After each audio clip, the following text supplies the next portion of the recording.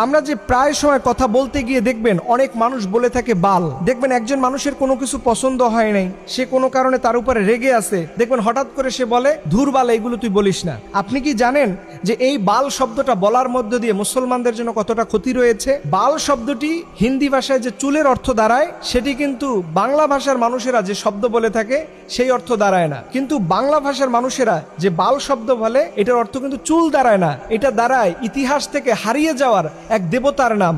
যেই দেবতা সম্পর্কে আল্লাহ পাক আমাদেরকে সতর্ক করে বলেছেন 37 নম্বর সূরার 125 নম্বর আয়াতে যে তোমরা বাল দেবতার অনুসরণ করো না। আল্লাহ পাক বলছেন আতাদউনা বালাউ ওয়া তাযারুনা আহসানাল খালিকিন। আল্লাহ বলছে তোমরা কি বালকে ডাকবা এবং সর্বশ্রেষ্ঠ স্রষ্টাকে তোমরা কি ভুলে যাবা, পরিত্যাগ করবা? এই বাল শব্দটা আল্লাহ পাক কোরআনের মধ্যে বলেছেন। এই বাল শব্দটা সেমিটিক শব্দ, যার অর্থ দাঁড়ায় দেবতা বা স্রষ্টা, বা আমরা যে আল্লাহ বলে সম্বোধন করি ঠিক একই রকম অর্থ দাঁড়ায়। এটা আসলো কোথা থেকে? আপনাদের মনে প্রশ্ন থাকতে পারে, হুজুর এটা আসলো কোথা থেকে? এটা আসছে মুসা আলাইহিস সালাম যখন আল্লাহর নির্দেশে 40 দিনের একটা ধ্যান করার জন্য তুর পাহাড়ে গেলেন, তখন ওনার যে অনুসারীরা ছিল তাদেরকে বলছে তোমরা যতটুকু আল্লাহর পক্ষ থেকে নিয়ম পেয়েছো এটাই মানবা। কিন্তু তার মধ্যে একজন ছিল সামিরি নামের।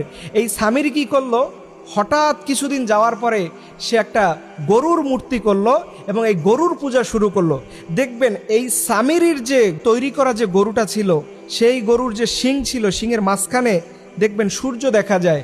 ঠিক এই বাল দেবতাটাও এই একই রকম, এবং মিশরীয় সভ্যতায় অনেক মূর্তির মাথার ভিতরে দেখবেন দুই পাশে দুইটা শিং থাকে এবং মাঝখানে সূর্য থাকে।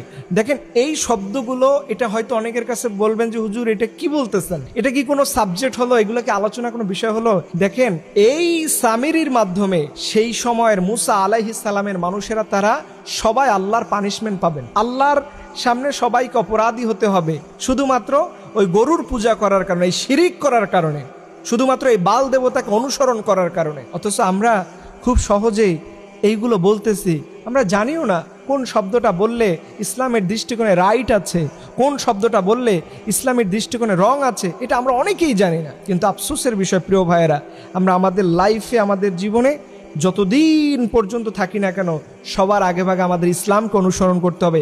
ইসলামকে বাদ দিয়ে পৃথিবীর কোনো তন্ত্রমন্ত্র বিশ্বাস করা যাবে না।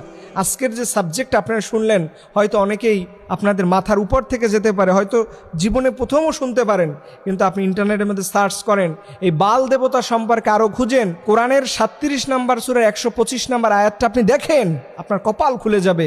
আপনি যদি এই ভুলটা, এই শব্দটা বলা থেকে নিজেকে বিরত রাখতে পারেন, আপনি পরিপূর্ণ একজন মুমিনে পরিণত হবেন। আল্লাহ পাক রব্বুল আলামিন যেন আমাদের সবাইকে আমাদের জীবনের সকল গুনাহ থেকে মাফ করে দেয়, সকল আমিন।